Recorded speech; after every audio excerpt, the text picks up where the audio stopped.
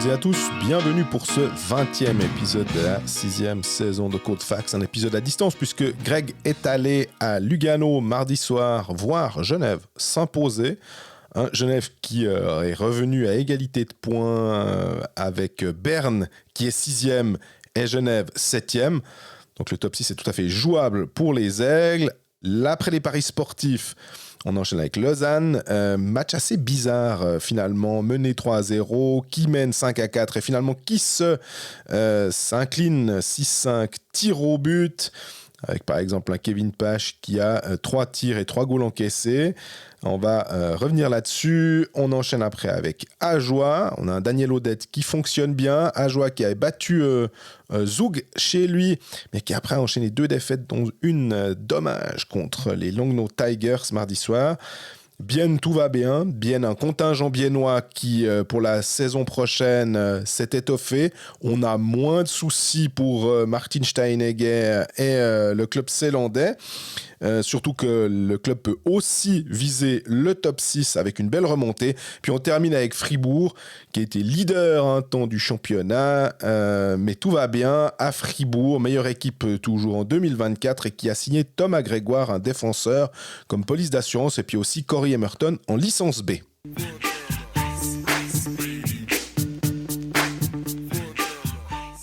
Salut Greg. Salut Jean-Fred, ça va? Mais ça va très très bien, et toi? Écoute, pas mal. En route, j'étais à Lugano, Genève, mardi soir. Vénard. Encore. Ouais, écoute, c'était un joli match, un tout gros match. Tu te rappelles quand on a fait le classement du spectacle, où toi tu t'es dit que les matchs que tu préférais voir, c'était ceux de Zurich. Et c'est sûr que t'as pas trop regardé les 3-4 derniers de Zurich, parce que je suis sûr que si on refait le classement, on change d'avis là, non? Exactement, mais puis évidemment qu'il faut me foutre une moulure au passage, quoi. Bah écoute, pour commencer directement. Il y a eu un match, tu disais, assez spectaculaire. Je revois un de tes tweets après les 20 premières minutes où je me suis demandé si je devais te faire livrer une bouteille d'oxygène. Mais écoute, ça allait dans tous les sens. Ouais, c'était un très beau premier tiers, une équipe de Lugano qui joue beaucoup, qui crée toujours du jeu offensif. Michael Joly, il était inarrêtable, même s'il n'a pas été aussi efficace que d'habitude, parce qu'il me semble que d'habitude, chaque fois que je vois un but de Lugano, c'est Joly sur passe de Turcauf en général. Alors là, les deux sont restés muets, mais Genève, grosse performance d'aller gagner à Lugano, même si Lugano est battable, hein, c'est pas une machine imbattable, mais quand même d'aller gagner là-bas, après avoir été mené au score, avec une période très chargée. Et il faut aussi rappeler que Genève s'est présenté sans Tanner Richard là-bas. Ça fait quand même ta ligne de centre qui est un tout petit peu affaiblie, toujours sans Daniel Winnick, sans Lenström. Il y avait quand même quelques absents Sans côté, Miranda. côté Genevois, sans Miranda également. Donc devant, tu te retrouves avec une quatrième ligne Feulmin, Maillard, Berton, une troisième ligne Cavalieri, Joris, Rod. C'est quand même pas aussi imposant, on va dire, que ce qu'on a vu par le passé. Donc dans ces conditions, d'aller gagner à Lugano, c'était solide, je trouve. Est-ce que tu dirais aussi, finalement, avec une ligne Bertagia Maninen, Artikainen, qui est pas forcément la plus équilibrée. Enfin, disons, j'ai l'impression qu'il a fallu faire avec les moyens du bord pour essayer d'avoir quelque chose le plus homogène possible sur 4 lignes. Et que, je dis pas que ça pèse genre, mais Bertagia, il marque un but, si je dis pas de bêtises. Absolument. Mais sinon, je sais pas, il est un peu frustrant. Je trouve qu'il a tellement de qualité, de vitesse, ouais, il a envie, ou en tout cas, on le voit sur la glace. Puis après, des fois, défensivement, c'est pas forcément toujours ça. Alors il y a un peu de frustration qui se dégage de ce joueur. Je sais pas ce que t'en penses. Ouais, je suis d'accord avec toi. Après, c'est vrai que cette place-là, elle a été rendue nécessaire par l'absence de Tanner Richard. Tu as la chance de pouvoir compter sur un Josh Jarvis qui peut jouer au centre sans aucun problème. Mais il est meilleur quand même sur l'aile d'Artikainen et Maninen. Cette ligne, elle fonctionnait vraiment bien ces derniers temps. Donc, ouais, ils ont fait un peu avec les moyens du bord pour cette ligne Bertagia, Maninen, Artikainen. Et tu parles de frustration finalement. Je ne sais pas si Cadieux s'est dit on va faire moins par moins entre Maninen et Artikainen qui sont actuellement aussi frustrants. Ça va nous faire un plus. Alors, je ne suis pas sûr que ça ait fonctionné de manière très mathématique sur la glace de Lugano. Mais là aussi, tu commences à te demander à quel moment Artikainen et Maninen ça va se lancer. Euh, je me rappelle quand même que la saison dernière, un Linus Omark, pour revenir avec lui, hein, ça fait longtemps qu'on n'en a pas parlé, était très régulièrement critiqué pour son jeu. Il était trop ci, il n'était pas assez ça, il y avait tout le temps un problème avec ce joueur, mais en fait, il y avait quand même tout le temps quelque chose qui se passait sur la glace. Et je pense que c'est aussi un peu ce grain de folie qui manque un petit peu de temps en temps dans cette équipe de Genève. Et elle était un peu personnifiée par lui. Alors peut-être lui, on avait un peu trop de temps en temps, mais ça compensait avec le reste de l'équipe. Je pense qu'il avait pour 2 ou 3 joueurs de la folie dans la tête. Là, c'est un peu plus carré. C'est clinique pour faire une mauvaise traduction de l'anglais, la manière de jouer de Genève. Alors après, à Lugano, ça s'est très bien passé. On a une équipe qui était très solide, qui était concentrée, qui était rigoureuse défensivement, malgré le bon début de match de Lugano. Derrière, ça a vraiment bien tenu.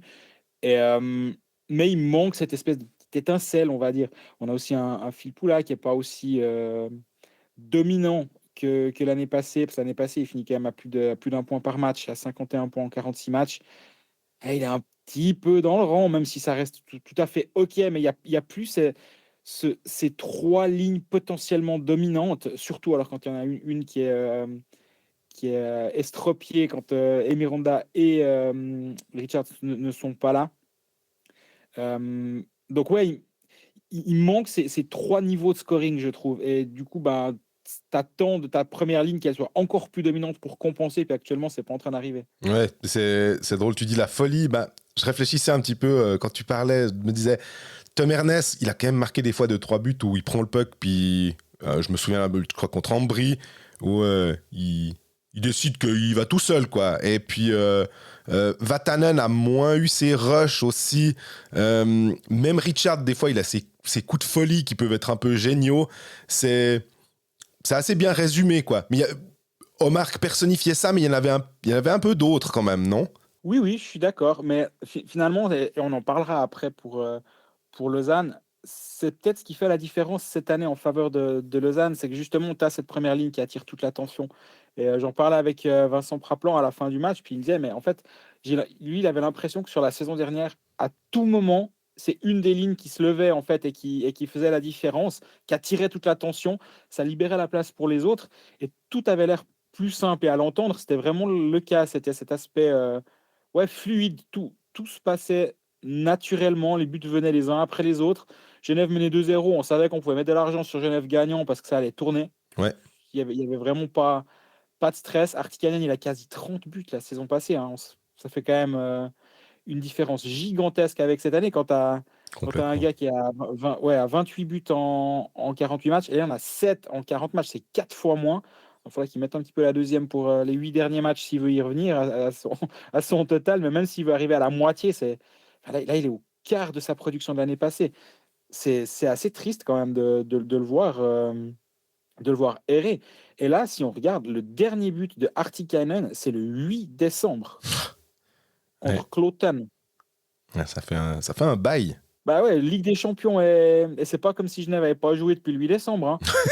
Entre les 2 matchs contre Rauma, le match, parce qu'il n'y en a eu plus qu'un, contre Växjö, il y a eu des minutes de glace pour Artikainen, il y a eu des tirs, mais il y a pas de but, quoi. Et là, ça quand même, je commence gentiment à me demander quand est-ce que ça va commencer.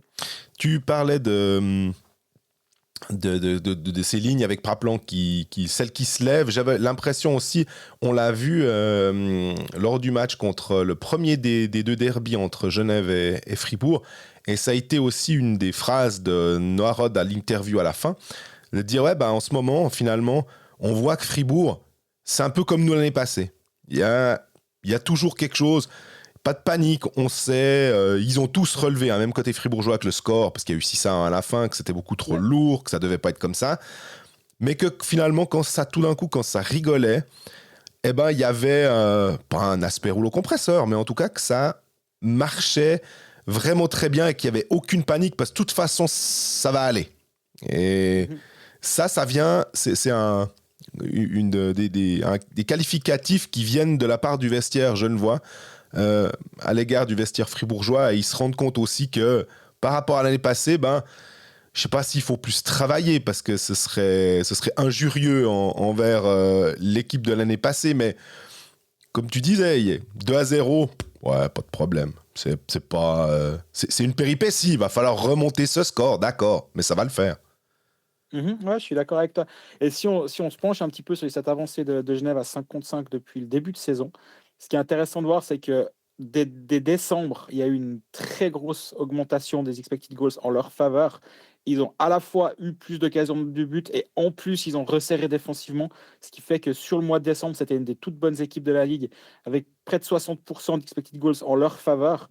Et là, on voit que depuis le début janvier, il y a un trend qui est très, très négatif. Alors, et je ne parle pas que des buts encaissés, parce qu'il y a eu ces 0-4, 0-3, 1-6. On est d'accord que les scores sont mauvais.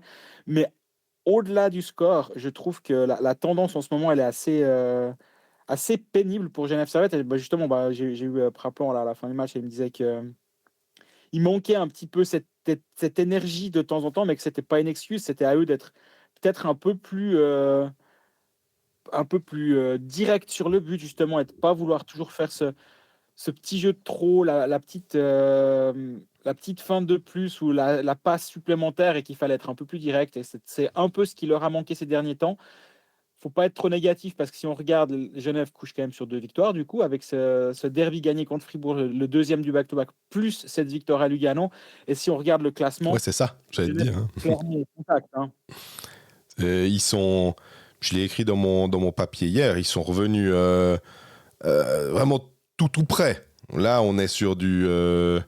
J'essaie de reprendre le classement. Ouais, Ils ont le même nombre de points que Berne et le même nombre de matchs que Berne, donc la même moyenne de points, 1,55 points par match.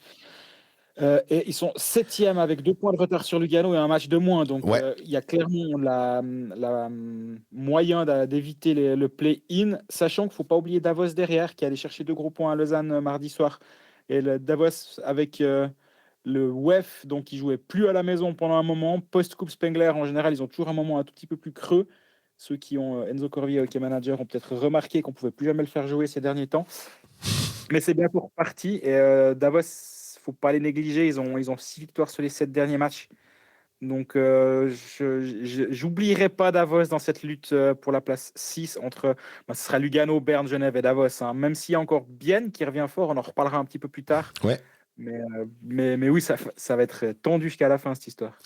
Si on prend juste côté Lugano, parce que bon, on parle forcément plus de Genève, mais il y a Morini qui est sorti sur blessure, il y a Schlegel aussi qui est sorti sur blessure. Morini, ils ont sorti l'info.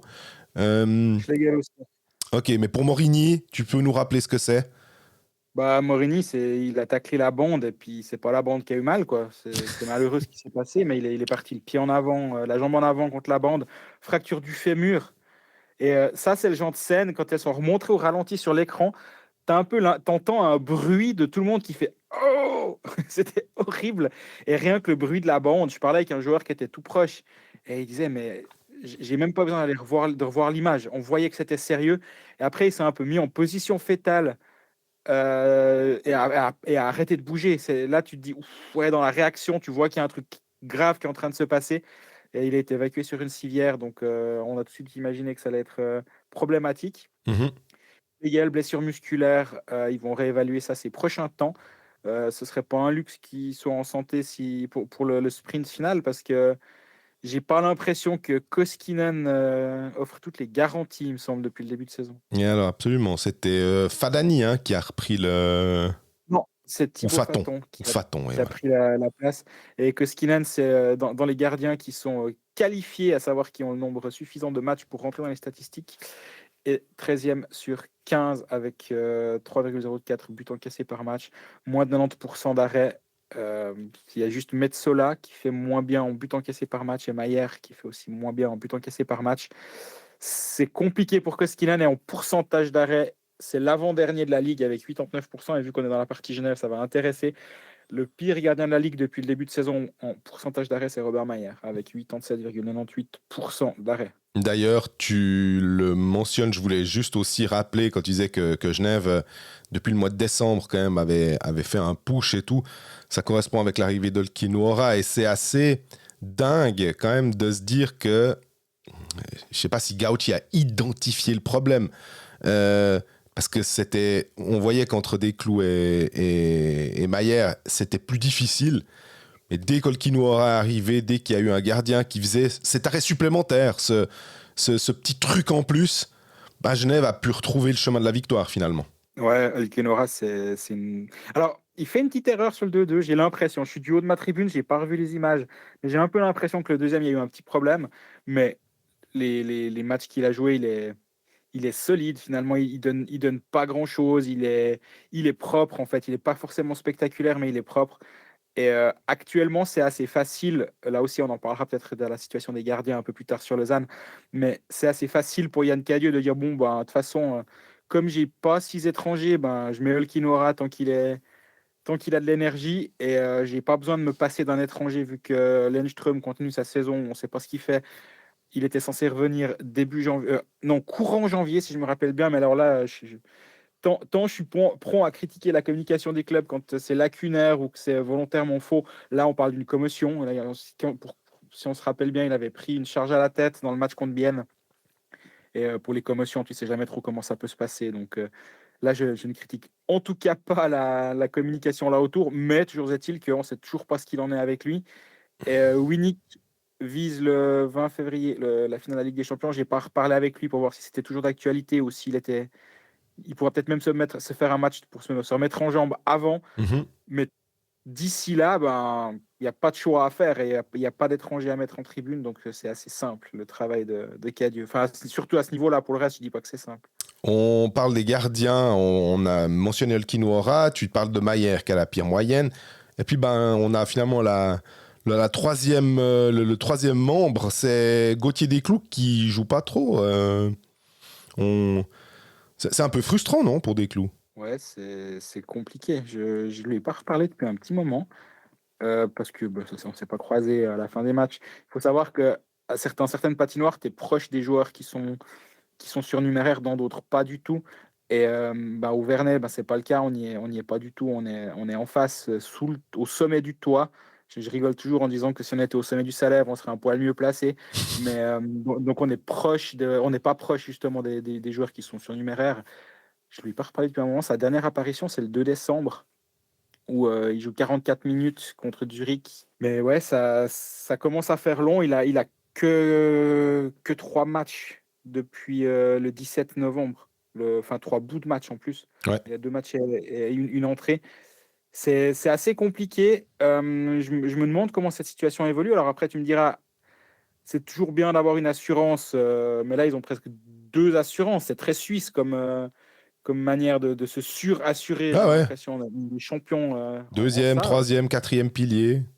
Voilà, et puis 5 assurances au cas où, la maladie, le machin, la casco, le truc. Là, ils sont bien niveau assurance, mais au bout d'un moment, je me demande comment Gauthier le vit. Ah, lui, c'est pas une Et, casco, c'est une casse-couille. et, je sais que Rapperswil s'était intéressé à le faire venir Mhm. pour la fin de saison, comme assurance. Mais est-ce qu'il Ça a a envie été d'être assurance, tu vois? Est-ce qu'il aimerait... Après, tu me diras, il peut pas tellement prétendre à beaucoup plus, hein, non plus, vu le... Bon, on vient de dire que Robert Mayer était le pire gardien de la ligue en pourcentage d'arrêt. Oui, Donc, oui. si un gardien suisse va être engagé, pour moi, la discussion va de nouveau avoir lieu parce que Gauthier Desclous, depuis le début de saison, c'est 90% d'arrêt, 90,17% d'arrêt, soyons précis. Il y a pas de quoi se cacher avec cette statistique-là. C'est un petit peu mieux que Robert Mayer. Pour moi, il doit rentrer en considération si un Suisse doit jouer. Mais actuellement, ouais, ça fait un moment qu'on l'a pas revu, même sur le banc aussi. Et je pense que le temps doit quand même commencer à passer un peu long pour lui. Par contre, j'ai lu, non, c'est dans le overtime de lundi, Stéphane Rochette parle d'une potentielle arrivée à Bienne.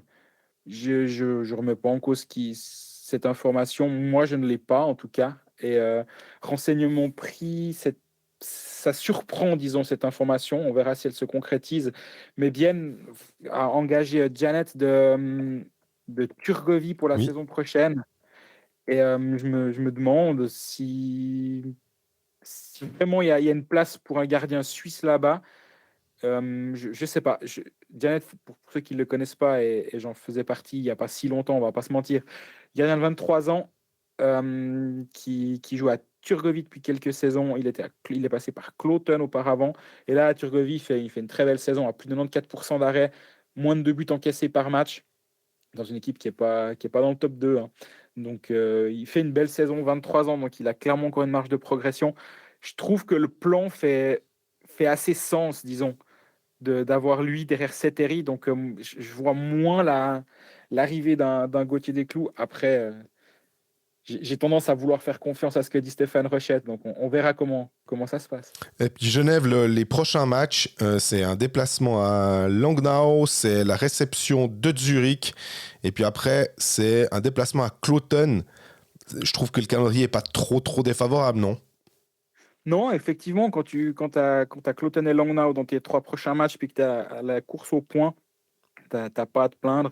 Après, aller à Langnau, il y en a 2-3 qui se sont cassés les pattes là-bas, mais je me dis que ça va être le genre de match que Genève doit gagner, surtout que dans le même temps, Lugano va jouer à Ambry, un derby. Ambry qui est un tout petit peu à la peine, voire plus qu'un petit peu. Je peux imaginer aussi que ce match-là sera chaud. Bern Davos s'affrontent, donc là aussi, 2 équipes autour de Genève s'affrontent, donc il y a vraiment moyen de faire une jolie opération ce vendredi. Ouais, si tu dis Lugano, après, pour donner une idée, ils reçoivent Lausanne le samedi, et puis après, ils se déplacent à Zurich le mardi. Donc là aussi, c'est pas ce qu'il y a de plus simple. Ouais, Zurich-Lugano, du coup, ça va peut-être être enfin un match intéressant de Zurich. Je sais pas si ça arrive, mais il y en aura peut-être bientôt un. Jouer sport, un jeu de la loterie romande. Les paris sportifs, on peut se la raconter pour une fois. Pour une fois, ouais. Avec 2 bons paris qui passent. Alors, par les poils, mais c'est pas grave, ça reste quand même 2 paris qui passent. Avec toi, Greg, t'avais pronostiqué la victoire de Bienne à Ambry 3-2 finalement. Et puis, moi, je m'étais laissé tenter par Lugano avec le retour de Daniel Carr. 3-2 aussi pour les Tessinois. Donc à 100%. On va essayer de refaire la même chose ce vendredi. Tu l'as mentionné juste avant, un bon derby tessinois entre Ambry et Lugano. Ambry qui va pas bien, puis Lugano qui doit faire des points. Enfin, comme ça de base, j'ai pas envie de trop toucher. Bern Davos, là aussi, gros match pour le play-in, la 6e place. Fribourg qui reçoit Rapperswil, Cloton qui reçoit Zug, Langnau qui reçoit Genève, on l'a dit, Lausanne-Ajoie et puis Zurich-Bienne. Comme ça, qu'est-ce qui te tente un peu? Moins de 1 but dans Zurich-Bienne. Non, j'arrête avec ça. Je sais pas, j'ai l'impression que j'ai dû perdre plus que 2 fois que j'ai gagné les matchs à Langnau, parce que je joue tout le temps contre Langnau. Mais Langnau-Genève, avec un Genève sur le site de la Loro, actuellement, là où on enregistre cet épisode, Genève est à 2-1. Victoire en 60 minutes, sans aucune fioriture. Je trouve que c'est quand même une cote intéressante. Après, je pourrais me laisser tenter par le handicap de 1 but. Ça veut dire Servette moins 1. C'est-à-dire que Servette doit gagner avec 2 buts d'écart à 2,65. J'aime bien ce pari-là. Ensuite, Cloton est franchement pas bon. Zug est un petit peu meilleur, mais Zug est à 1,50 actuellement. Là, Ouais. il faudrait peut-être s'amuser avec le handicap. Ce qui nous donnerait Zug à 1,85. Zug gagnait plus d'un but d'écart à Cloton. C'est 2 choses que je pourrais voir. Fribourg, Rapperswil, bof. Moi, il y a Davos, je viens de le dire. Davos qui vient de gagner 6 des 7 derniers matchs, je crois. Ouais. Berne est franchement pas terrible actuellement. Tu peux avoir du Davos à 2,65 à Berne. Il peut y avoir également le pari qui s'appelle face-à-face match. Ça veut dire peu importe comment, avec prolongation et tir au but ou en 60 minutes, c'est égal. Davos est à 2-1 et Berne est à 1,65-1. Ça pourrait m'intéresser. Mhm. Et toi? Tu disais à part ça, Zug, Cloton, c'est 2 victoires, 3-1 contre Zurich. Donc, oui, c'est pas flamboyant et je les vois assez être capables d'être ramenés sur terre par Zug. Et auquel cas, à 1,50 et quelques, c'est pas très intéressant. Donc, est-ce qu'un Fribourg avec un handicap contre Rapperswil, mais ça doit pas être mirobolant, je suppose. Fribourg est à 1,50 et avec handicap est à 1,85. Il gagne avec plus d'un but d'écart. C'est vrai que Fribourg à la maison, c'est sacrément solide. Ouais, c'est ça. Rapperswil, à part ça, pour moi, c'est un mystère. J'ai l'impression que on a assez parlé de l'entraîneur Edlund en disant à quel point il était super, les joueurs te disent qu'il est super. On a l'impression qu'il n'a jamais été remis en cause même durant cette saison, et pourtant Rapperswil se fait clairement pas la saison qu'il doit faire. Mais il manque quelque chose. Alors est-ce que c'est, comme tu disais, Artikainen avec ses 7 buts, est-ce que c'est Chervenka finalement qui a baissé d'un cran et que du coup il peut plus emmener Rapperswil comme ça, et donc irradier un peu et donner aux autres aussi comme un petit pourcent supplémentaire qui fait que tout d'un coup, hormis Tyler Moy qui arrive encore à surnager un peu, ben les autres c'est pas ça. J'ai de la peine à les cerner, Rapperswil, en fait. Ouais, et puis si tu regardes le classement des équipes à domicile, il y a Fribourg et il y a les autres. Fribourg a 49 points en 20 matchs. Ça fait 2,45 points par match à la maison. Ouais. Sur les 20 matchs, ils en ont gagné 16. Ah, si tu joues C'est vrai que si tu joues le pourcentage, ou en tout cas on dit playing the odds en anglais, je crois, hein, et ben tu vas te retrouver avec en te disant t'as quand même plus de chances que Fribourg gagne, quoi. voilà, donc après avec le handicap, ça peut être une piste de réflexion. Ambry-Lugano, c'est toujours des matchs un peu compliqués. Tu as dit on touche pas. Moi, je pourrais m'amuser avec un over 5 buts et demi et qui est à 1,70. Ça veut dire qu'il faut qu'il y ait 6 buts dans le match, dans le temps réglementaire. Mais 1,70, c'est presque un petit peu bas. Et puis le Lausanne-Ajoie, Ouais, je pense que même avec le handicap, on doit être à non, 1. Lausanne est à 1,32 actuellement en 60 minutes. Donc là, il faudrait prendre du 2 buts de handicap, ce qui veut dire que Lausanne doit gagner par 3 buts. Le Lausanne -2, ça veut dire que Lausanne gagne par 3 buts.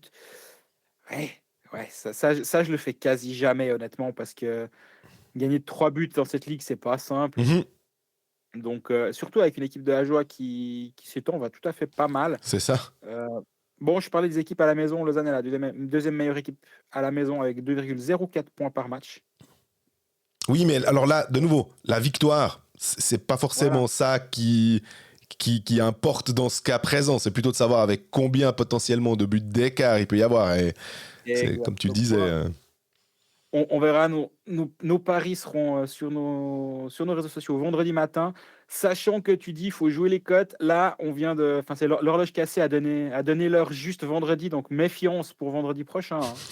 Jouer sport, un jeu de la loterie romande. On passe donc au Lausanne HC. Je viens d'en parler dans les paris sportifs. Lausanne qui est la deuxième meilleure équipe à domicile.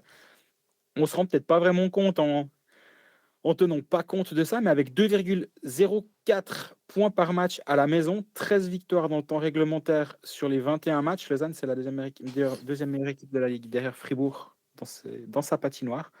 Mais Lausanne a été battue dans sa patinoire dans un match un peu particulier. Il y avait environ 25 expected goals pour Genève à 0 pour Davos, puis il y avait 5 pour Lausanne, tu dis Genève.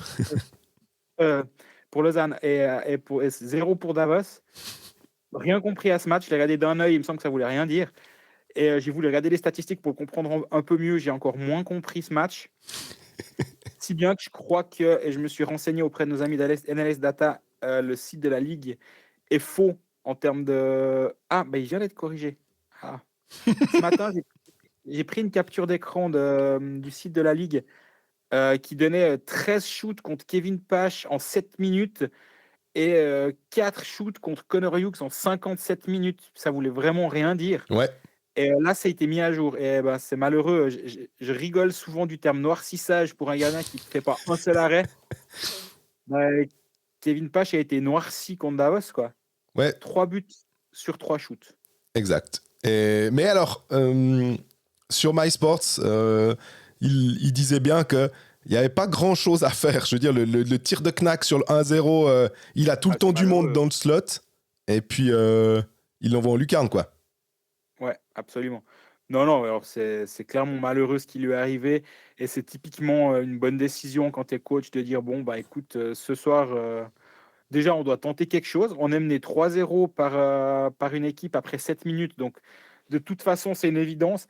Je me demande après 2 tirs, 2 buts, après 5 minutes, si Jeff Ward et Cristobal Lues posent la question est-ce qu'on le sort ou pas, ça aurait été dur parce que le deuxième il est en power play. Comme tu dis, le premier, Knack, je vois pas trop ce qu'il aurait pu faire. C'est compliqué hein, comme situation, mais par contre, après le troisième, au bout de 7 minutes, même s'il n'est pas coupable, aussi pour lui dire bon, bah écoute, oublie cette soirée. Ouais, c'est pas le soir. Ouais, c'est pas. Aujourd'hui, c'est comme ça. Ça remet rien en cause sur la qualité de ce gardien qui a été excellent depuis qu'il est arrivé à Lausanne, parce qu'il a 92% d'arrêt depuis qu'il est là. Il était à plus avant, forcément, mais il est 92,5% d'arrêt. Là, il a été envoyé la semaine passée à Martigny. On rappelle, moi, on avait parlé brièvement, ça fait la semaine passée. Il avait été envoyé à Martigny pour faire un match dans le club ferme du Lausanne HC. Je ne sais pas si on peut dire ça comme ça en Suisse, mais il était prêté dans son autre club, blanchi là-bas. Donc le développement se poursuit bien. Et puis finalement, faut pas oublier que ça reste un jeune gardien, puis que ça fait partie justement de son apprentissage, d'apprendre à rebondir après un soir comme ça, parce qu'il va en vivre d'autres dans sa carrière, des soirs où ça va pas aller, où il va se faire chasser au bout d'un moment.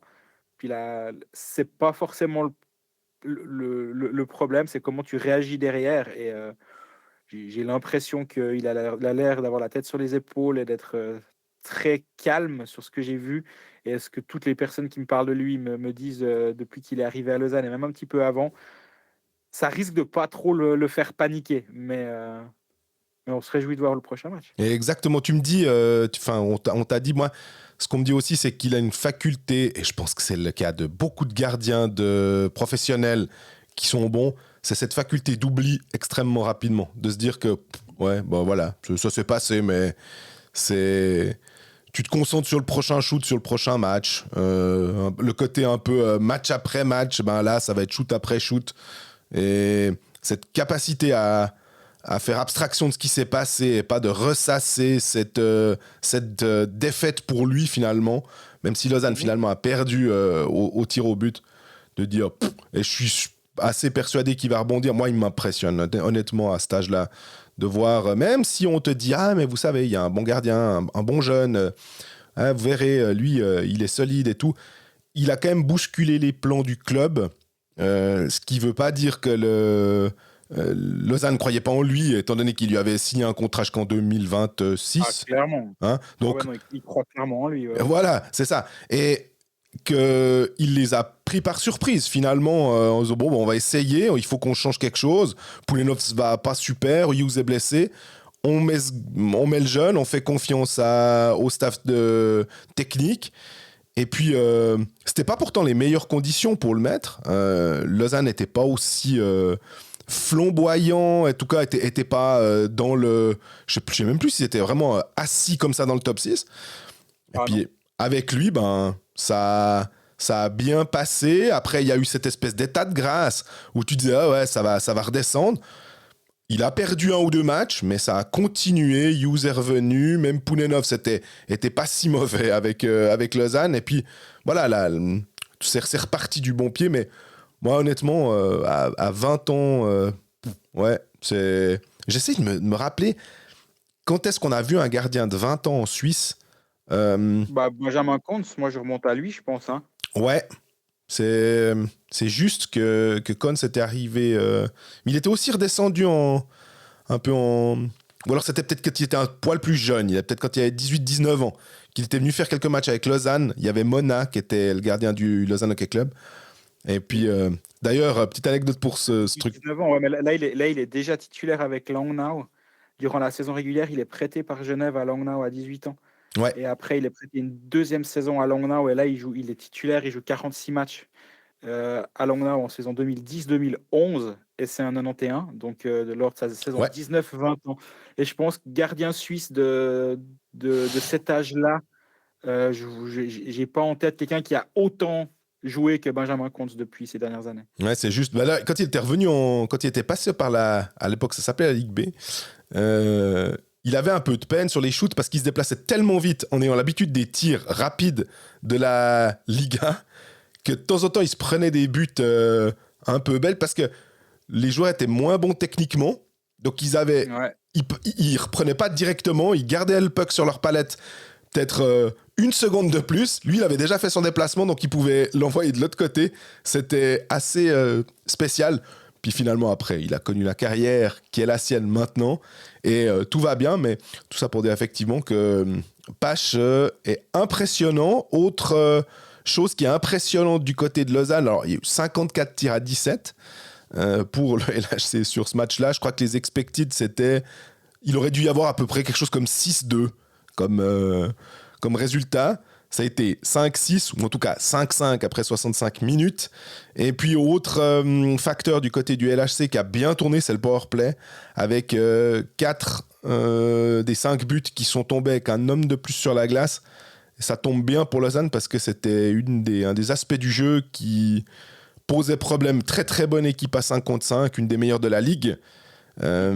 Mais beaucoup plus difficile en supériorité numérique. Ouais, Lausanne et Davos qui ont plus ou moins fait jeu égal dans le premier tiers et encore, mais Lausanne a un peu dominé, mais pas de manière incroyable. Mais derrière, ça a été une sorte de rouleau compresseur lausannois. Si on regarde, tu parlais des expected goals, 92,7% des matchs avec un tel différentiel de chances de but auraient dû être remportés par le Lausanne HC. Et Lausanne a quand même réussi à faire match nul, puis perdre au tir au but. Mais bref, match nul, 5-5. Ouais, c'est clairement un braquage davosien. Faut vraiment pas se mentir. Lausanne fait un super match.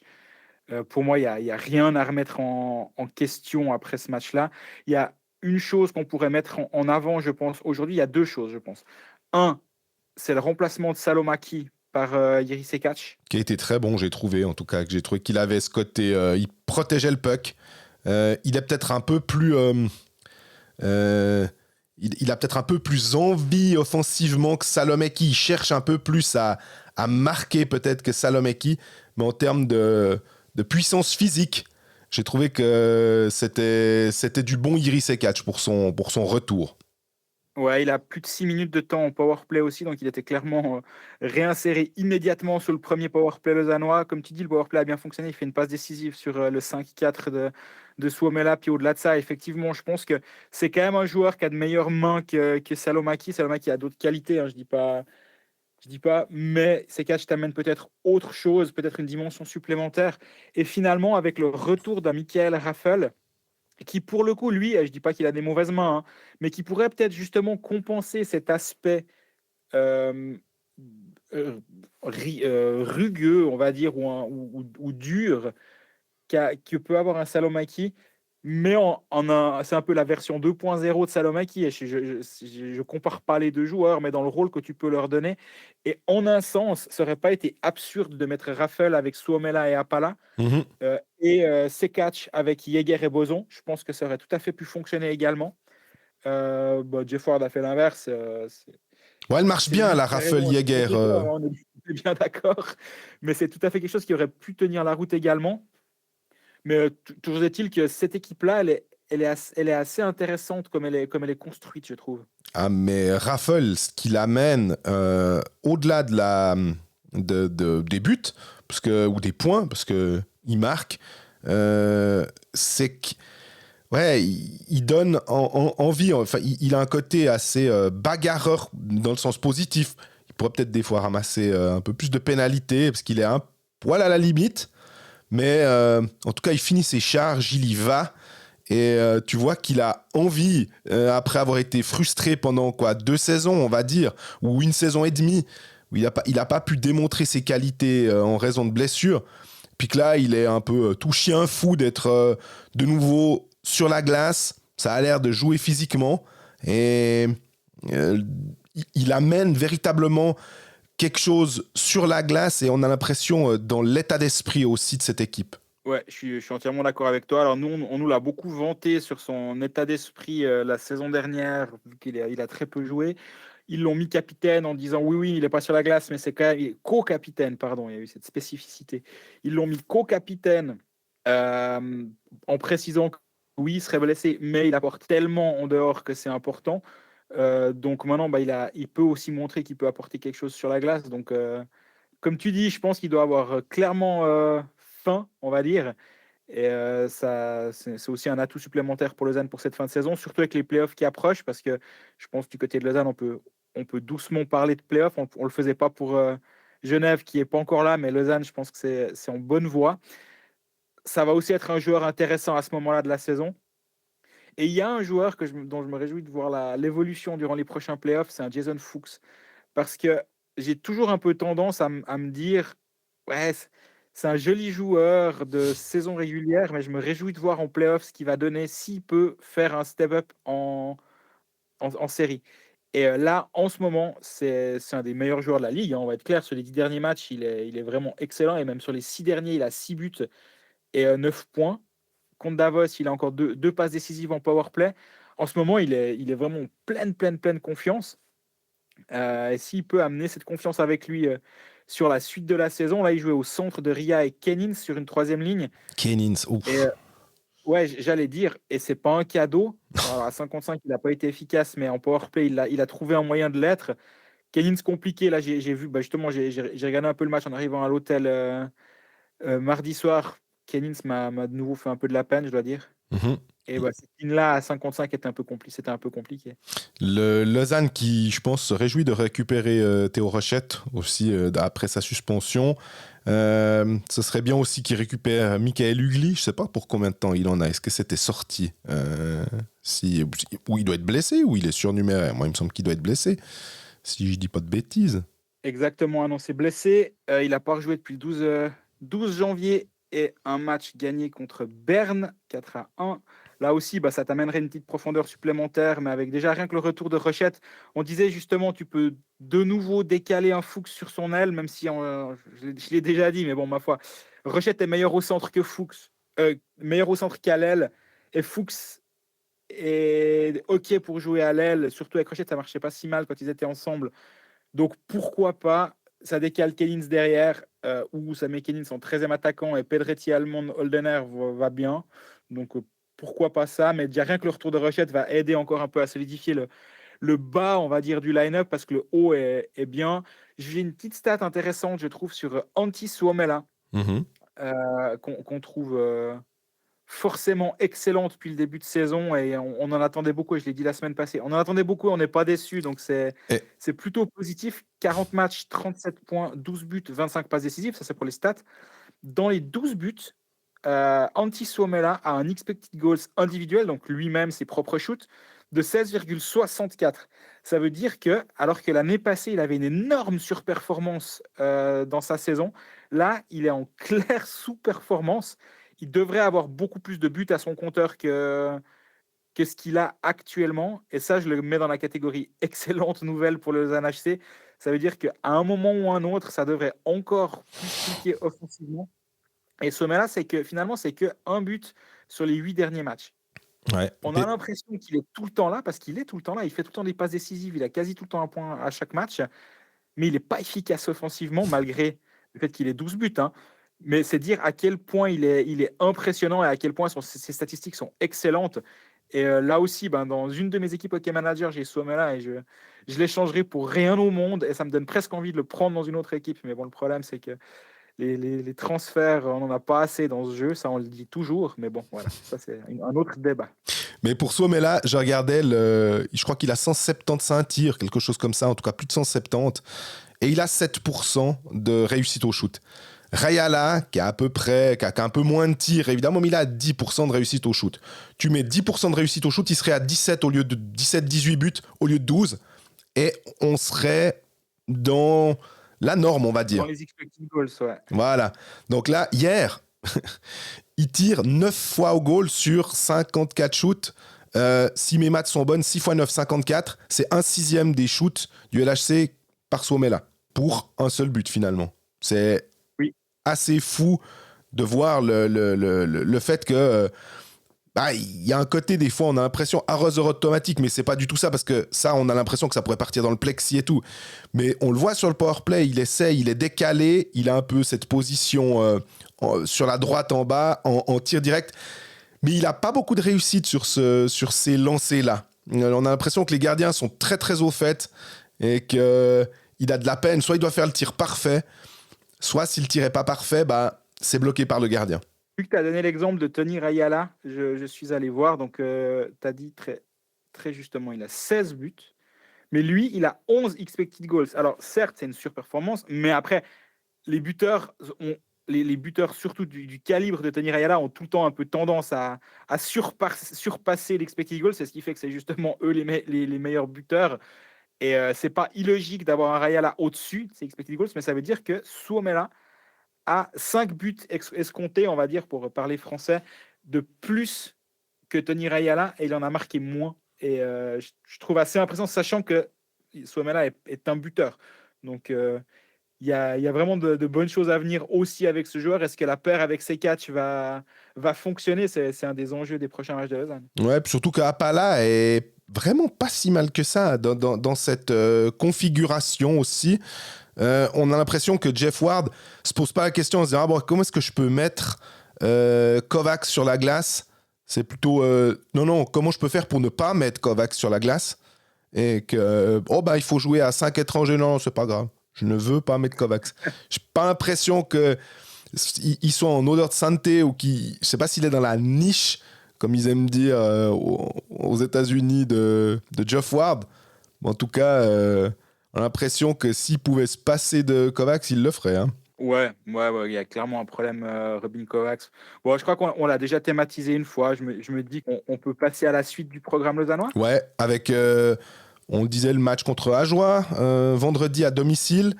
Et puis après, il faudra tout de suite partir, ou je sais pas, ou pas faire une longue... rester très longtemps à la patinoire, parce que c'est Lugano à Lugano le lendemain. Et puis, on sait jamais ce qui se passe avec le Gothard un samedi. Et puis... Ouais, alors même un mardi, hein, je dois t'avouer. Exact. Et puis après... Grosse panique sur la route de Lugano mardi pour donner du behind the scenes, mais Gothard fermé alors que j'étais en train d'approcher du Gothard et que mon GPS me fait passer par Coire alors que je suis à l'entrée du Gothard, ce qui donne 4 heures de route pour faire les derniers 80 km. Autant dire que je me suis arrêté en priant pour qu'il débarrasse tout ce qu'il y avait devant le Gothard, ce qui est arrivé, et donc je n'ai pas eu besoin de me passer par Coire depuis Andermatt pour aller à Lugano, ce qui aurait été une catastrophe. Enfin, catastrophe, on s'entend, il y a peut-être quelqu'un qui a eu un accident de voiture, ce qui est plus grave, mais quand même, le Gothard, il n'y a pas besoin d'être le samedi, ça peut être chiant le mardi aussi. Et puis mardi, le 30, c'est à Rapperswil. Lausanne, je ne veux pas dire qu'il y a un programme sympa, mais en tout cas, il y a des matchs qui sont clairement jouables pour rester dans ce top 4. Absolument, Lausanne qui a 5 points d'avance sur Lugano, un match de moins, donc les cartes en main, c'est clair, hein. Et 7 points d'avance sur Berne avec le même nombre de matchs, et Berne et Genève, donc ça veut dire que pour rater le pré-playoff actuellement, il faut que Lausanne se fasse enjamber par 3 équipes qui vont en plus entre elles se bouffer des points. Honnêtement, je pense que si Lausanne fait son point et demi par match qu'à la fin de saison, il n'y aura aucun souci. Mais maintenant, la question, c'est est-ce que Lausanne n'est pas condamné à cette 4e place finalement? Et condamné, il y a pire comme condamnation qu'être 4e, hein, qu'on soit clair. Mais Lausanne a 8 points de retard sur Zug, et Zug a un match de moins, qui plus est. Donc j'ai l'impression que le top 3, Zurich, Fribourg, Zug, ça va être compliqué de revenir. Derrière, Lugano, Berne, Genève, Davos, ça va être compliqué de revenir aussi. Et du coup, il y a peut-être même presque Davos le plus menaçant avec ses matchs de moins, et encore. Ouais, maintenant, Lausanne doit juste se dire que le premier match des playoffs, les fans du LHC peuvent mettre un petit point dans leur agenda et se préparer à aller au match, non?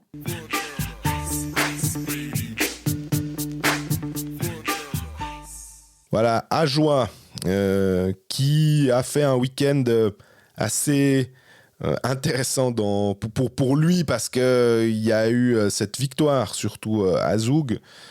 Derrière, une défaite parce que c'était un week-end back-to-back. C'est pas passé loin, comme souvent avec Ajoie. Et puis dans un match mardi soir à Langnau, défaite dommage par les poils, petit rayon de soleil 2-1, un petit rayon de soleil pour Ajoie. C'est Daniel Odette qui continue de faire vraiment une belle saison. Ouais, Daniel Odette qui flirte avec le top 10 des pointeurs. On l'avait dit avant la saison que c'était une bonne signature pour Ajoie, que lui allait avoir faim, avoir envie de se relancer après une saison compliquée à Lausanne, où ça n'a juste pas cliqué, hein, ça arrive, mais là il a 31 points en 36 matchs. comme tu dis, c'est un petit rayon de soleil. Il avait signé jusqu'à la fin de cette saison. Il avait signé qu'une année à Ajoie. C'était typiquement justement ce qu'on disait. Il va à Ajoie, il fait une bonne saison. Puis derrière, il y a peut-être un club un tout petit peu plus huppé qui va se dire non, mais attends, lui, il y a quelque chose quand même de pas mal. Et là, ces derniers temps, depuis la Coupe Spengler où il est allé, depuis le début de saison, il a, comment ça fait quoi, 4, il a 12 points sur les 7 derniers matchs. Beaucoup de passes décisives. Et Ajoie a 3 victoires en 7 matchs. Petite stat intéressante, sur les 10 derniers matchs à 5 contre 5, Ajoie est 11e équipe en expected goals, donc 45% des buts, des occasions de but sont en faveur d'Ajoie et 55 en faveur de l'adversaire. Ça reste défavorable, mais c'est plutôt bien par rapport au début de saison. Et il y a 3 équipes derrière Ajoie dans cette période. C'est Langnau et Kloten, on s'en doute, hein, et c'est Genève. Sur les 10 derniers matchs, Ajoie est devant Genève sur cette statistique-là. Offensivement, Ajoie produit plus que Genève, avec 2,55 expected goals par 60 minutes de glace, contre 2,08 pour Genève. Genève qui est vraiment à la peine de ce côté-ci. Mais qui gagne quand même. Mais qui gagne quand même de temps en temps. Mais je trouve intéressant de voir, justement, on a parlé, chaque épisode, on a parlé du fait que le HCA était en progression, qu'ils étaient de plus en plus proches des autres. Et là, on l'a vu, je dis pas que l'année passée, tu pouvais prendre à la légère Ajoie, on est d'accord. Mais je pense quand même que cette année, c'est vraiment plus possible d'avoir un soir où tu dis, bon, on va envoyer déjà le deuxième gardien, c'est clair. Et puis, on va faire tourner les lignes. Aujourd'hui, le temps de jeu va être plus réparti. Tu peux pas arriver avec un état d'esprit comme ça contre Ajoie. Ils te le font clairement payer. Et je peux imaginer, et je dis pas que Zug a pris Ajoie à la légère, parce qu'il nous dirait le contraire en tout cas, mais ils ont été clairement surpris vendredi de Zug. Et puis le lendemain, là, ils sont, comme tu l'as dit très justement avant, ils n'ont pas pris à la légère Ajoie, mais ça a failli passer. Et si Ajoie avait fait 2 victoires en 2 matchs contre Zug, ça aurait été incroyable. Et puis, il y a aussi la prolongation de Volvend, finalement, du côté de Porrentruy.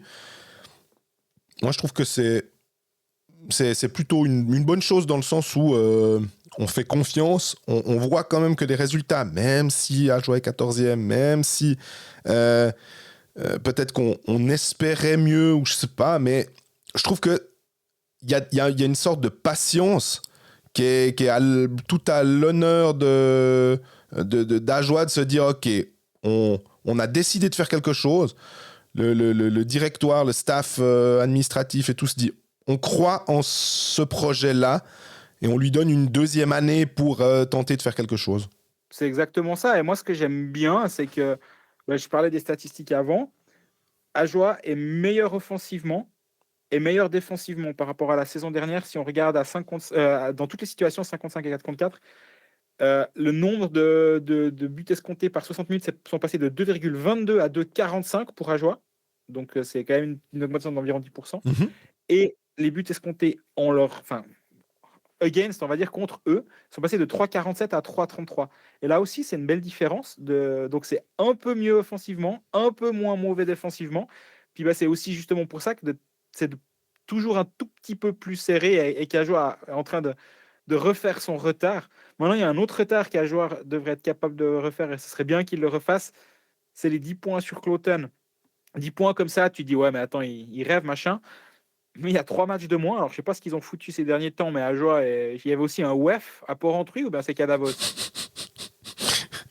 Bonne question. Mais c'est assez incroyable. Mais par contre, alors, oui, il y a 3 matchs de moins, mais tu aimes bien le dire aussi, c'est pas une règle de 3. Et puis, ça fait pas plus 9. Non. Donc, non, par contre, tu peux un peu recoller quand même si tout se passe bien sur ces matchs de retard et te dire que revenir au contact, ce serait déjà une jolie chose. Surtout qu'Ajoie affronte, va à Lausanne, on l'a dit vendredi, et reçoit Kloten samedi. Et on parle de ces matchs à X points là. Mm-hmm. Typiquement, samedi soir, on saura si Ajoie a une chance de ne pas être 14e et dernière équipe de National League et peut-être de revenir sur Kloten. Si ce match-là se passe pas bien, on pourra clairement tirer un trait puis se concentrer sur le play-out. Absolument.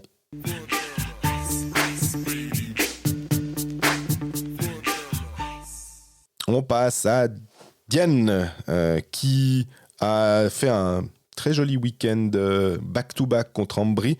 On l'avait juste mentionné dans les paris sportifs. Et la semaine dernière, Greg, toi, t'avais dit ce week-end-là pour Bienne, il est vraiment important.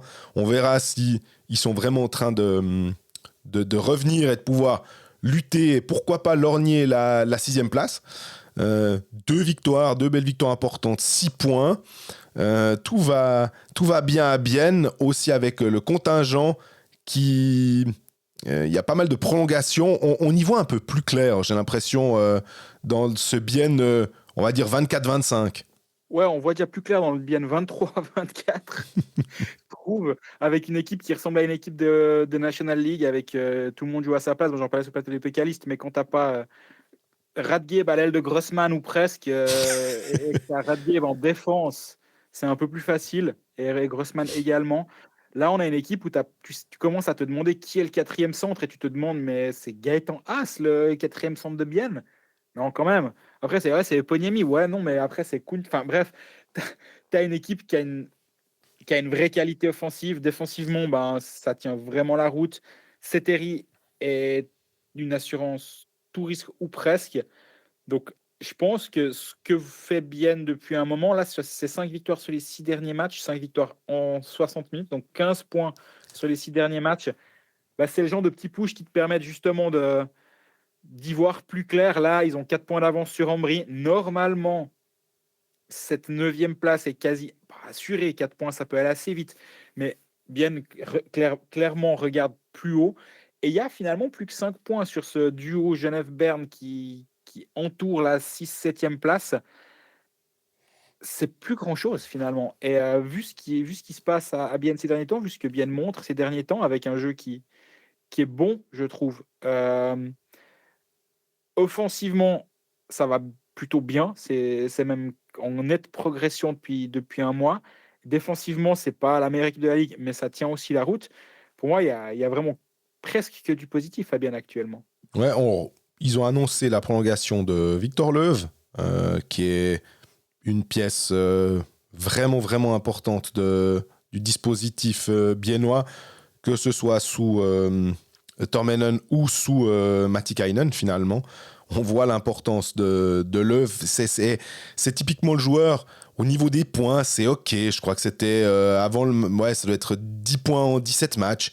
C'est pas de la folie, c'est 2 buts. Mais ça va au-delà de ça, sa position, sa stabilité.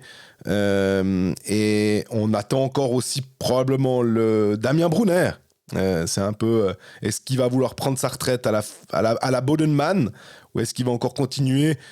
On a l'impression qu'en lisant les différents articles, on est beaucoup plus proche d'une... ouais, il veut continuer, quoi. Encore, en tout cas, une saison. Et ça nous fait plaisir, je pense, aussi à toi, d'avoir Damien Brunner encore un petit peu à pouvoir profiter de lui encore une saison, quoi.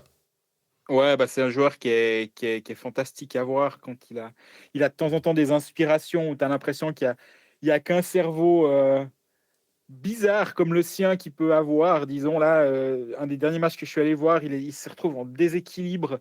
Puis au lieu de se dire, ouais, je sais pas trop quoi faire, il tente un truc entre les jambes, ça passe juste en dessus de la latte. Et je lui ai demandé à la fin, je dis, mais t'as tenté quoi là? Il dit, ouais, je sais pas, j'étais en déséquilibre, fallait que je tente un truc. Je dis, ah, mais le truc que tu tentes, c'est entre les jambes. Tu te dis pas, je vais déjà essayer de me mettre de cadre et ouais, bah, j'essaye quoi. Et c'est un joueur qui respire la joie de vivre en fait. Et quand il est sur la glace et quand il est en santé, c'est le genre de joueur pour qui tu pourrais aller presque acheter un billet, pas exclusivement pour lui, on est bien d'accord, mais c'est le genre de joueur qui rayonne et qui rend ce sport assez intéressant et fantastique. Et du coup, bah oui, s'il peut rester une saison de plus, je vais clairement pas m'en plaindre. Et bah aussi de voir que ça va un petit peu mieux, voire beaucoup mieux pour Bienne récemment. C'est aussi chouette pour l'ambiance quand tu vas là-bas, parce qu'en début de saison, c'était assez pénible. Alors, c'est encore un peu pénible pour un joueur. Je pense qu'il faut qu'on en parle un petit peu. Ouais, Pour Noah Delémont, hein. absolument. Que tu Noah as... Delémont, il joue plus, tout simplement, ou presque plus. Là, il a eu quelques minutes de glace contre Ambry dans le premier des 2 matchs gagnés par Bienne ce week-end. Il a eu 7 minutes de glace. C'était ses premières minutes de l'année, ses premières minutes depuis un mois. Il avait plus joué depuis le 19 décembre, il a rejoué le 19 janvier. Et encore, quand je dis jouer, il avait joué 2 minutes contre Rapperswil. 10 jours avant, il est au bout du banc contre Fribourg, il pose pas un patin sur la glace. Le match d'avant, il joue 5 minutes. En gros, depuis début décembre, le pauvre, il a pas 30 minutes de glace, quoi. Ce que tu aimes bien dire, toi, c'est que c'est celui qui a la meilleure place de la patinoire. Exactement, il a la place assise la plus proche de la glace, il la paye en plus pas. Mais je suis pas sûr je suis assez sûr qu'il échangerait cette place contre une autre. Et j'en parlais aussi, je crois, la semaine passée, que je l'avais vu en tribune lors d'un match. Puis t'es là, mais c'est assez triste parce que je parlais de gens qui sont rayonnants. Lui en fait clairement partie. C'est un petit gâchis qui est en train d'avoir lieu du côté de Bienne. J'ai parlé avec Petri Matikainen à la fin du match, il m'a dit je me sens mal pour lui. Et je l'entends clairement. Hein. Je l'entends clairement, mais après, il dit c'est aussi à lui, it's up to him.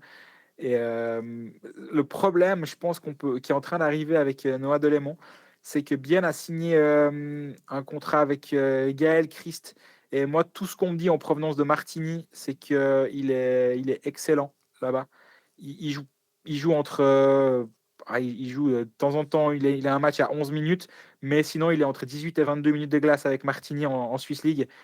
C'est un tout jeune joueur, hein, il a 19 ans. Il a fait un match avec Bienne en 22-23 en National League, quelques matchs de Swiss League en 22-23. Après, là, il est prêté à Martigny cette saison. Il va revenir à Bienne. Ils lui ont donné un contrat jusqu'en 2027. Donc là, il y a clairement un projet, l'investissement sur lui. La semaine passée, on a parlé de Rodwin Dionisio, qui a été engagé également. Là aussi, très jeune défenseur, 19 ans. Donc l'avenir du HC Bienne en défense, j'ai l'impression qu'il est en train de se dessiner sans Noah Delémont pour l'instant. Ouais. Et pourtant, Delémont a que 21 ans, 2002. Absolument. Et en plus, on a vu que Dominique Egli a décidé d'activer sa clause et de partir en Suède. Et est-ce qu'on pourrait imaginer un Noah Delémont parce que c'est une jolie place, Davos. Ouais, c'est ce que je disais la semaine passée. Pour moi, c'était un des lieux. Alors, depuis, il y a eu la nouvelle de Dominique Egli. C'était dans l'air. Je dis pas que je le savais, c'est pas vrai. Hein. Je suis pas en train de dire ça. Mais par contre, quand un joueur a une clause pour partir en Suède, tu te dis qu'il y a peut-être quand même possibilité que la clause soit pas là par hasard. Et elle était effectivement pas là par hasard. Visiblement, il va aller à Frölunda. Clairement, il y a une place à disposition. Et je sais pas, j'ai l'impression que je sais pas s'il y a pas trop besoin de faire de changements, mais la ligne Bienne Davos, elle marche pas mal, il me semble. Ouais. Et du coup, je peux tout à fait l'imaginer. J'ai aucune information là autour, hein, faut être clair. Mais je peux tout à fait l'imaginer terminer là-bas au bout d'un moment. J'ai parlé avec Martin Steinegger après le match samedi. Il me dit non, ok, il termine la saison chez nous. C'est jusqu'au 31 janvier la date limite pour s'échanger des joueurs. Dès le 1er février. Hein Des joueurs, non, des joueurs. Des licences. Ok. Les transferts internationaux sont au 15 février. Par contre, si tu veux Alexis Sarella pour ta fin de saison, c'est au 31 décembre que ça se décide. Ouais, 31 janvier, pardon. Tu dis décembre. Ouais, 31 janvier. Ok. Et je me suis renseigné, Rapperswil et Langnau ont été sondés par certains clubs justement pour certains étrangers. Pour l'instant, les deux clubs ont dit non. Ça ferait dans le genre Ligue pain fromage. Ça se poserait quand même un peu là. D'avoir les gars qui font ouais, c'est bon. D'un coup, tu prêtes Sarella et Sarri-Järvi. Enfin, ouais, je trouve que c'est ça. Je trouve qu'il devrait y avoir une sorte d'interdiction, mais qu'on devrait fixer, je sais pas, soit un âge, soit dire pas pour les joueurs étrangers, parce qu'on sait quand même l'importance des joueurs étrangers en Suisse. Soit tu fais un véritable transfert, puis à ce moment-là, c'est ok. Soit parce qu'après il revient à la bouche en cœur à Langnau parce qu'il a encore un contrat pour les années suivantes. Ça, je trouve que c'est pas très correct. Mais c'est très rare que des clubs là soient 11-12 et qui ne jouent plus rien. C'est ça. Et Langnau joue toujours quelque chose. Ils ont que 2 points de retard sur Ambry. Finalement, ils peuvent toujours accrocher le play-in, surtout vu la forme d'Ambry actuellement. Et Cloten a 3 points d'avance Cloten a 3 points de retard sur Rapperswil. Là aussi, Rapperswil peut décemment pas dire wow, on envoie Chervenka quelque part. Tant pis, on va s'en sortir sans lui. s'il y a une catastrophe derrière, c'est quasi criminel, quoi. Donc, je pense qu'il n'y a pas de risque. Mais oui, je suis d'accord que cette saison, il y a eu des exagérations dans les échanges, dans tous les sens, et je me demande à quelle mesure ça va pas à terme être réglementé. En ce qui concerne le HC Bienne, pour l'instant, justement, c'est un des clubs qui a le plus envoyé de joueurs à gauche et à droite. Et en même temps, tout le monde est de retour actuellement, et ce seraient des gars qui seraient tous surnuméraires. Donc, en un sens, je le comprends, parce qu'il y avait trop de monde, mais c'est peut-être juste qu'il y avait juste tout simplement trop de monde, justement. Si on se projette sur la saison prochaine... Saison ou semaine? Saison, pardon. Okay. Il y a eu pas mal d'annonces ces derniers temps. Et l'équipe, elle a clairement pris forme. Et ça ressemble à une équipe de National League. Ce n'était pas forcément le cas il y a 3 mois. Je pense que dans les bureaux de Bienne, on va quand même souffler un petit peu, justement, avec l'arrivée de Benicio, qui est un vrai défenseur de deuxième ligne en devenir. Il va falloir qu'il apprenne, évidemment, mais c'est un vrai défenseur de deuxième ligne. Quand tu as Ofer Asrayala qui sont là, tu as Kneubuller qui va amener un peu de profondeur sur une troisième ligne, Bachhoffner qui a été signé, là aussi pour une troisième ligne. Il y a apparemment encore un ou l'autre joueur suisse qui va arriver, un étranger qui doit encore être signé. Ouais, on souffle un petit peu. La situation s'est décantée. On rappelle quand même qu'en début de saison, Bienne avait 18 contrats expirants. Donc, c'est un peu plus simple, j'imagine, surtout que les résultats sont meilleurs. Donc, à mon avis, l'ambiance doit être un petit peu meilleure dans les bureaux de la Tissot Arena actuellement. Absolument. On a une question encore sur Bienne de Thiago Neves. Salut l'équipe, petite question. Existe-t-il un site ou une appli qui nous permettrait de voir le classement de National League sur les X derniers matchs ou semaines? Parce que depuis début décembre, je me demande comment se situerait Bienne dans ce classement partiel, entre guillemets. Au rythme où ça va, ça donne l'impression de ne pas avoir envie de jouer Bienne en play-in, play-off. Et même la cote de champion se jouerait à mon avis, surtout vu la cote du jour. D'instinct, j'irai voir sur le site de nos amis de NLS Data pour voir les statistiques sur une période donnée, le nombre de points sur une période donnée. Je pense qu'il n'y a pas trop de soucis chez eux, tu peux tout trouver. Donc c'est nlisdata.com. On touche 10% sur tous leurs revenus, évidemment. Non, c'est pas vrai du tout. J'irai chez eux, ouais. Et ils font aussi des projections sur la fin de saison qui sont intéressantes pour voir les pourcentages de probabilité. Et c'est pour ça que j'en parle là. La place théorique en fin de saison.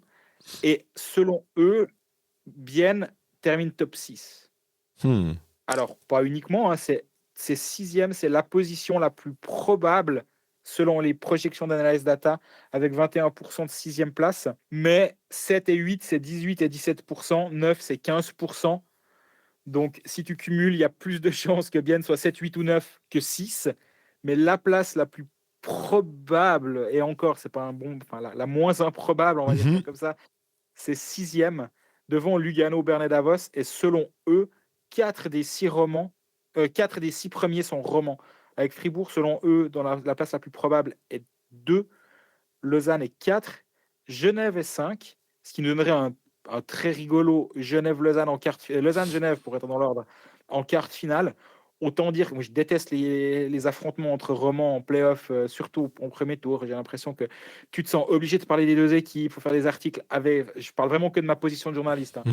Faut parler un peu de tout le monde. Après, on va décrypter chaque virgule. Il a écrit superbe tir de Eponiemi, mais joli arrêt du gardien. Oh, il est pour Bienne.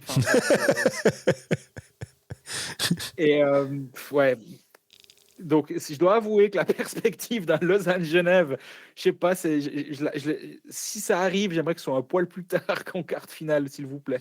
Et puis le programme biennois, c'est, on l'a mentionné pas, un petit déplacement sympa à Zurich.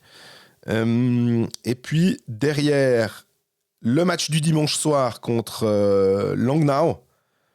Et puis après, c'est un bon petit derby, encore un autre derby bernois, mais un peu plus excitant avec un déplacement à Berne. Donc, de toute façon, on va dire pas de match facile, même la réception de Langnau, mais là, ils vont être testés un peu au feu, quoi, Bienne, aussi. Ouais, absolument. Puis j'ai juste fait la J'ai juste regardé le classement là. Thiago nous disait depuis le 1er décembre, ça l'intéressait de savoir. Et effectivement, donc sur Analyse Data, tu vas sous l'onglet Teams, statistiques, puis là tout en haut, il y a un moyen de choisir par date. Et Mhm. si on regarde du 1er décembre au 23 janvier, la meilleure équipe de la Ligue, c'est Fribourg avec 31 points, à égalité avec Zurich, mais avec 2 matchs de moins. En points par match, c'est Fribourg à 2,38. Mais en total de points, c'est Fribourg et Zurich à 31. Et Bienne est troisième avec 26 points durant cette période depuis le 1er décembre. En points par match, Bienne est la 5e équipe, derrière Fribourg, Zurich, Zug, Davos. Et juste devant Lausanne.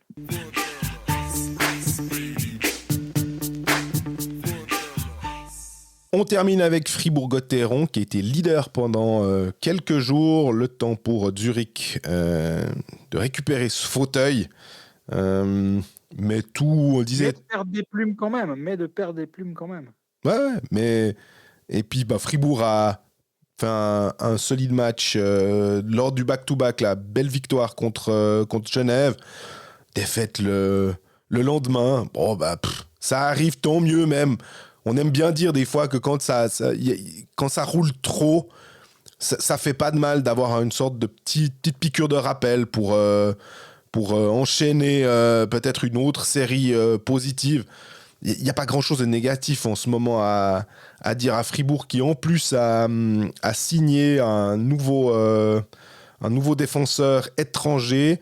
Tu l'avais mentionné, Thomas Grégoire. Et, Alors, j'avais repris bêtement Expressen, hein. Je m'approprie pas cette information. Ouais. Ça faisait quelques... J'ai l'impression que ça fait un petit moment que Thomas Grégoire, il avait envie de venir en Suisse. Hein. Ouais, absolument. Je voulais juste, avant de parler de lui, parler des petites statistiques depuis 10 matchs. Fribourg est la meilleure équipe de la Ligue avec 58,8% de expected goals en sa faveur. Juste devant Lausanne qui est avec 58,71%. La deuxième meilleure équipe de la Ligue, et les deux sont loin devant le troisième, Zug, avec 55% en leur faveur. Et toute situation confondue. Et ça reflète finalement ce qu'on voit, parce que Fribourg est une très bonne équipe actuellement.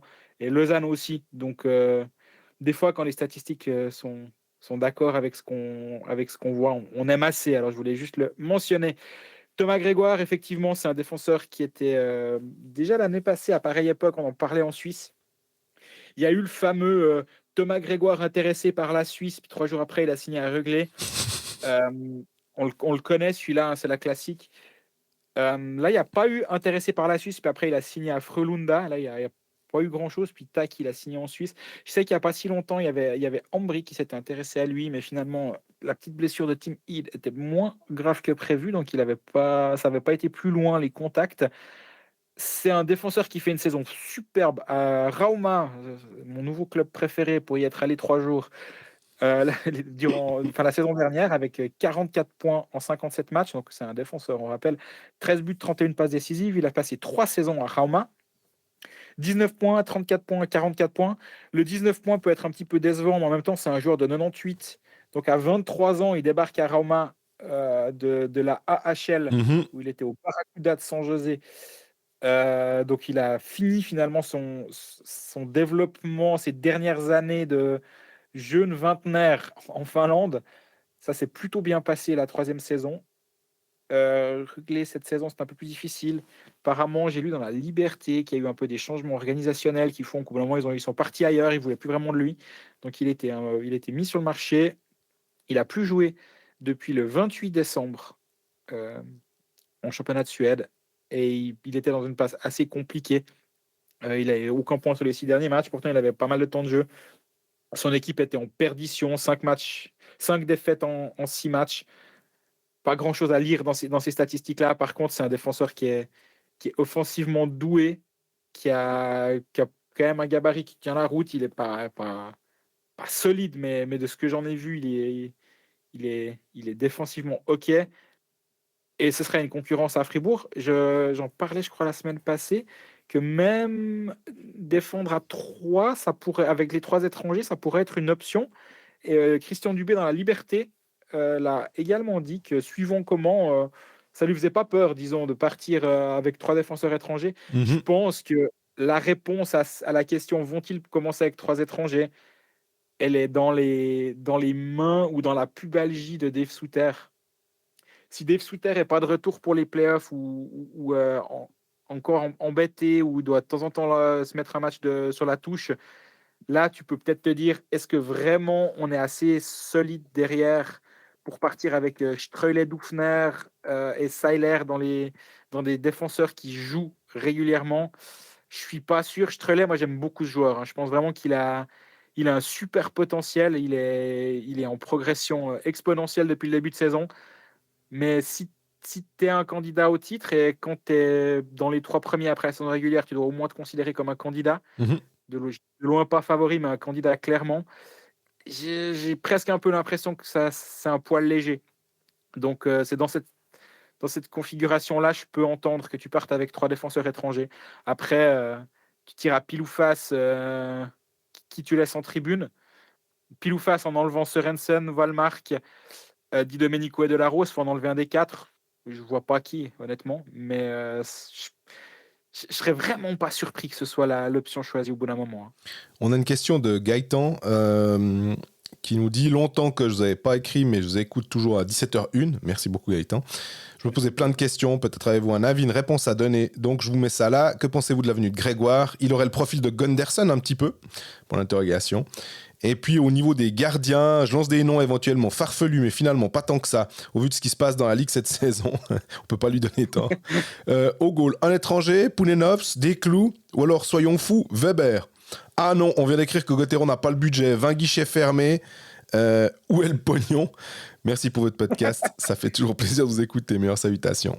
Où est le pognon? On cherche le pognon. Ouais, les autres années, il n'y avait pas cette recherche de gardiens étrangers quasi frénétique, j'ai l'impression. Et là, il y a effectivement une demande. J'ai lu plusieurs tweets à ce sujet. On a eu un échange avec un de nos amis fans de Fribourg à ce sujet. J'entends, hein, évidemment, mais j'entends aussi que Fribourg a dû finir de solder son pré-Covid cette année. Et je pense quand même que l'argent ne pousse pas sur les arbres du côté de la BCF Mais Arena. dans les caclons.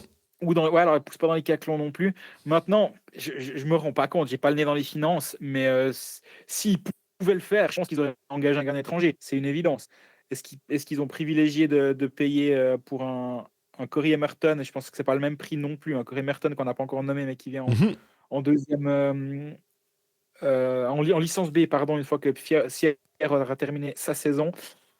Gunderson, oui, je suis d'accord, j'entends ce qu'il dit, mais il y a quand même une chose qu'on sous-estime avec Gunderson, c'est que c'est le meilleur défenseur de la Ligue actuellement. Alors, il a été égalé par Sami Vatanen, et comme Vatanen a 6 buts versus 2 pour Gunderson, Vatanen repasse devant avec son point de mardi soir à Lugano. Mais Gunderson, c'est 29 passes décisives, c'est le meilleur passeur de la Ligue pour un défenseur. C'est difficile de s'en passer, moi, je trouve, Ouais. parce qu'il est d'une solidité quasi à toute épreuve. J'ai dit le meilleur passeur de la Ligue pour un défenseur, mais c'est le meilleur passeur de la Ligue tout court devant Calvin Turkov avec 28. Et après, c'est 25 pour Vatanen et Suomela. Moi, je m'en passerai pas, honnêtement. Et je me passerai plus facilement d'un Borgman que d'un Gunderson. Mais Borgman amène autre chose en rigueur défensive et en muscle, disons, que Gunderson n'amène peut-être pas. Donc, je trouve que les deux profils sont assez complémentaires. Et c'est aussi pour ça, justement, que je me dis, mais est-ce que vraiment, il ne faut pas partir avec 3 derrière? Je sais pas, là, on dit quoi? L'attaque gagne des matchs, la défense gagne des championnats, c'est ça? Ouais. Mais le problème, c'est que tu parlais playoff aussi, et on sort qui devant, en fait, entre les Suédois, tu vois, Sørensen, on réfléchit pas. J'ai l'impression que Wallmark et Delarose, on réfléchit pas, et finalement, on en vient à se dire, bon, ben, Dido. Et en playoff, Dido, quoi. Il peut tellement amener quelque chose. Lausanne, il y a 2 ans. On a vu contre Lausanne il y a 2 ans ce qu'il est capable de faire sur une série de playoffs. Sur les playoffs où Fribourg va en demi-finale contre Zurich, il fait 15 points en 9 matchs, 5 buts, 10 passes décisives. Et même l'année passée où il a fait un cirque pas possible, il a quasi un point par match avec Berne, alors que c'était pas dans des bonnes conditions pour lui, et enfin il était sur le départ, que c'était le bordel. Avec Bienne, c'est toujours le foin. Donc malgré ça, il est quasi à un point par match. Donc c'est vrai que c'est très très difficile de se séparer d'un Di Domenico. Puis les autres aussi. Je suis d'accord, c'est insoluble. Après, il vient, faut pas oublier, c'est pas parce qu'il débarque maintenant qu'il a une place garantie sur la glace. Complètement. Il vient aussi comme assurance, bah ouais, en cas de blessure, c'est bien de pouvoir compter sur lui. C'est peut-être aussi bien de pouvoir compter sur lui pour la fin de saison, pour de temps en temps faire souffler un de tes défenseurs titulaires. Donc, moi, j'aime bien cette signature. Emerton, je pense que c'est quoi? C'est Gerd Sneijder, vous êtes toujours dans la liberté d'ailleurs. Que comme étranger de Swiss League, tu fais pas beaucoup mieux pour te renforcer en National League, dans le sens où c'est quelqu'un qui a de l'expérience, qui a déjà joué là-haut, Tout qui à fait. est solide défensivement. Rappelle-toi, la saison dernière, chaque fois qu'on parlait, dans la saison d'avant surtout, chaque fois qu'on parlait d'Emerton, c'était pour dire à quel point ce joueur était extraordinaire et qu'il était précieux Ouais, c'est ça, pour, précieux, c'est l'adjectif. pour le Lausanne HC. Et là, il a 38 matchs, 40 points avec Sierre, donc il tient tout à fait la route offensivement. C'est le 11e meilleur pointeur de Swiss League. Là aussi, comme assurance, elle ne doit pas coûter très cher, celle-ci. Je pense que c'est pas une mauvaise idée, disons, à voir s'il va débarquer à Fribourg ou pas. En parlant de Swiss League, juste comme ça, j'ai vu que en donnant les résultats hier, elle a un petit texte sur la Swiss League. Joshua Lawrence, Winterthur, 4 buts sur ce match-là contre Bâle, ce qui a permis à Chaux-de-Fonds de récupérer la place de leader, et Bâle est toujours deuxième. Mais je me rappelle qu'on avait eu une question à propos de Joshua Lawrence et que tu avais regardé, tu avais dit coupablement que tu avais regardé un match de Swiss League pour justement voir un peu ce qu'il valait. Et je me demande si quelqu'un va il y aura sûrement une licence B de Joshua Lawrence, donc peut-être qu'on aura la chance de le voir un tout petit peu plus en détail en National League en fin de saison. Bah, moi, si je suis Cloten et puis je me dis, oulala, il se pourrait que je doive affronter une équipe de Swiss League à un bout d'un moment, bah, moi, je vais prendre un gars qui met des quadruplés en Swiss League, C'est très très juste. par exemple. Absolument. Donc, ouais, je pourrais imaginer, tout ce qu'on m'en a dit et de ce que j'en ai vu, j'ai pas l'impression que c'est un joueur qui va t'amener quelque chose offensif, défensif, enfin, qui ne soit pas suffisamment défensif pour t'amener quelque chose sur une National League, sur une tête de National League, surtout en playoff. Par contre, s'il faut aller marquer des points dans un barrage de promotion-relégation ou autre, je pourrais lui faire confiance. Ouais. Et puis on finit avec le programme de Fribourg qui reçoit Rapperswil. On l'a parlé dans la section Paris en disant à quel point Gauthieron était fort à domicile. Samedi, c'est un petit déplacement à Davos. Va falloir aller prendre un long déplacement en quart. Et puis mardi, réception de Zug. Donc quand même si c'est Zug, 2 matchs à domicile pour Fribourg. Ça sonne pas mal quand même, je trouve. Ouais, alors Fribourg, ils font leur petit bonhomme de chemin. Là, ils ont 8 victoires en 60 minutes sur les 10 derniers matchs. Donc 24 points sur les 10 derniers matchs.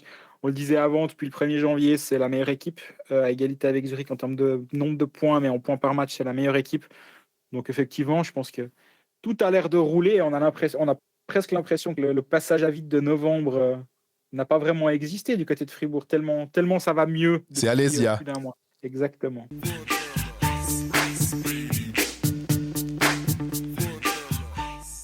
Et donc, on est au terme de cet épisode. Je ne sais même pas le nombre. 20. C'est ça 20. De ce 20e épisode de la saison de Colfax, épisode à distance. Il y en aura probablement d'autres à mesure que les playoffs arrivent. C'est là où je commence à un peu plus voyager parce que les affiches justifient certains déplacements, dont celui Lugano-Genève de ce mardi soir. D'ici la semaine prochaine, n'hésitez pas à nous poser toutes vos questions. On est toujours très content d'y répondre. D'ici le mercredi matin, 9h30, pas plus tard, parce que sinon, après, on est dans l'enregistrement en général. Et n'hésitez pas à vous abonner sur nos réseaux sociaux, Facebook, Twitter, Instagram, nous suivre sur SoundCloud, Spotify. Vous pouvez vous abonner sur Spotify, ce qui permet de ne pas rater un seul épisode, même s'il y a rarement des surprises avec l'heure de sortie de l'épisode, mais on ne sait jamais. C'est juste. Petit abonnement sur Spotify, et puis d'ici là, portez-vous bien. À bientôt.